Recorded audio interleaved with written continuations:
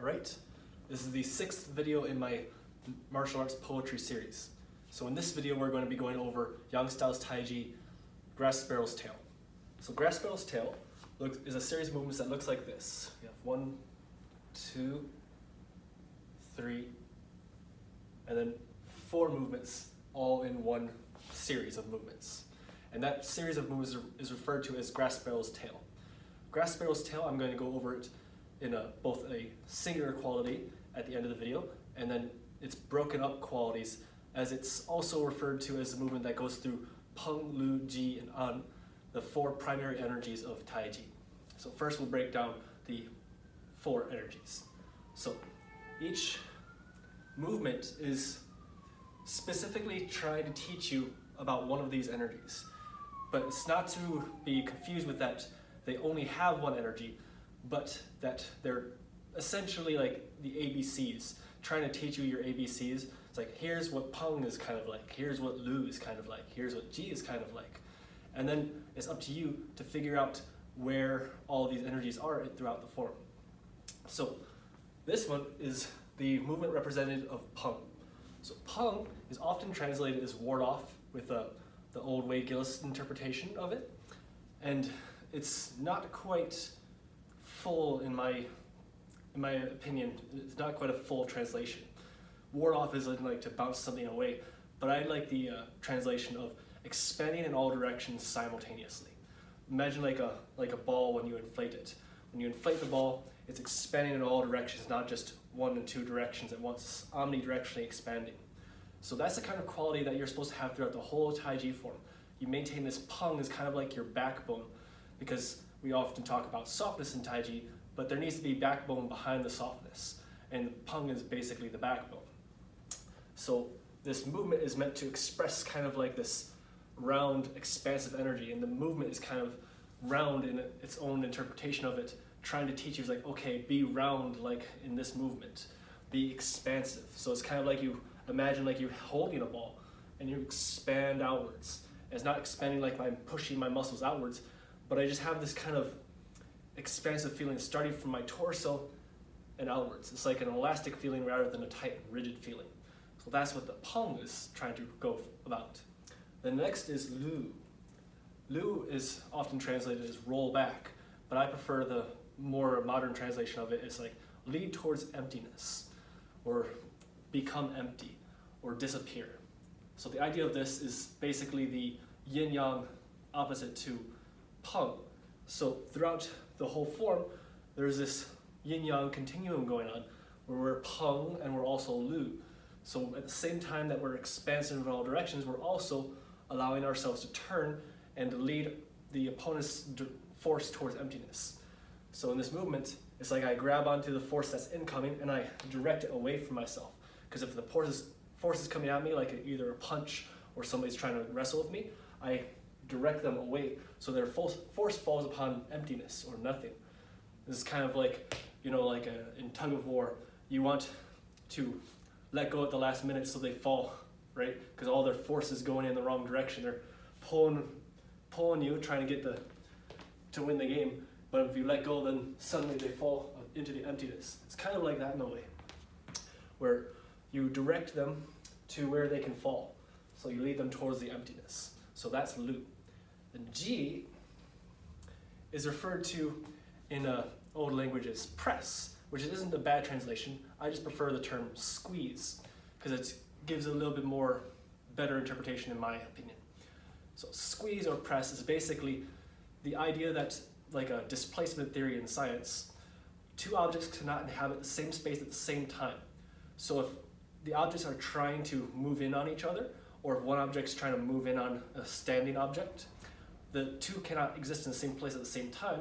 So either the standing object is too strong and you can't push it over, so you can't inhabit that space, or you are strong enough to push the object out of that space and now you occupy that space.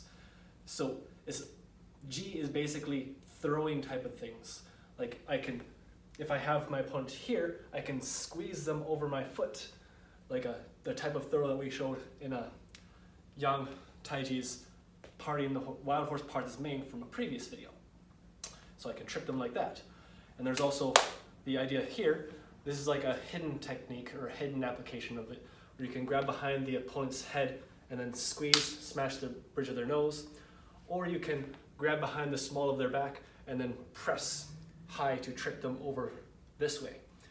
Basically, you're just trying to occupy the space that your opponent is standing in, and if your structure is sound and you hit them where their structure is weak, then you'll occupy the space. So basically, in short, throw them on their butt. Don't let them occupy the space that they're occupying. Then the last we have is an. Now this is one of the more misunderstood techniques in my opinion. An is one of the older translations is push, but it's not actually push. It's not this part of the motion that we're talking and referring to. It's this first part of the motion before the push. An means more to harmonize force or equalize force, try to dissipate, but not in the same way that Lu dissipates by having it fall upon emptiness. An, if we go back to the analogy of the tug of war, the whole idea that I pull, and you're pulling, and then I suddenly let go, that moment of let go is what an is. It's that I load you with force, or you try to load me with force, and then I let that go. So in this movement here, so if I'm like wrestling with my opponent, if I push my force downwards, trying to drag them down like this, and they start to pull back up, that they're now putting force upwards while I'm putting force downwards. If I suddenly let go, much like in the tug of war idea, they're going to jump upwards. And it's because their force is going up and I suddenly let go before they're ready to let go, so their force is still going. So that's the idea, is I'm trying to make them light by harmonizing their force and then letting go, and that's when I push them, when they're more light. Because if they're strong and rooted, we can play this wrestling game a lot, but if I load them and then I make them a little bit lighter, then they're a lot easier to move around and push. So it's basically a trick to try and get them to make themselves light, and then we can look great as we make them fly away really nicely. So that's peng, lu, ji, and an, the components of grass sparrow's tail. Now, the grass sparrow's tail poetry in itself, it's describing an overall quality that's many advanced practitioners may not even get to, because it's like one of the higher level qualities of Taiji. The grass sparrow's tail is basically referring to the idea that you can have a bird land on your hand, and because birds, when they take off, they push off of the ground to get them airborne, and then they start to fly away.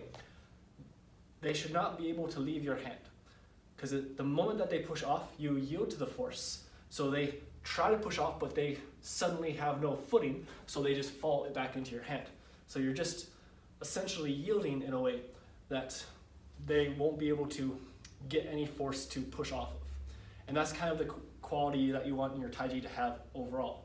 And the reason it's such an advanced quality is because many people think about this at a beginning stage and they think, okay, I just need to become really, really soft. Anything can move me. But that's not the idea, because we still need peng as the backbone, which is, again, another big part of this movement.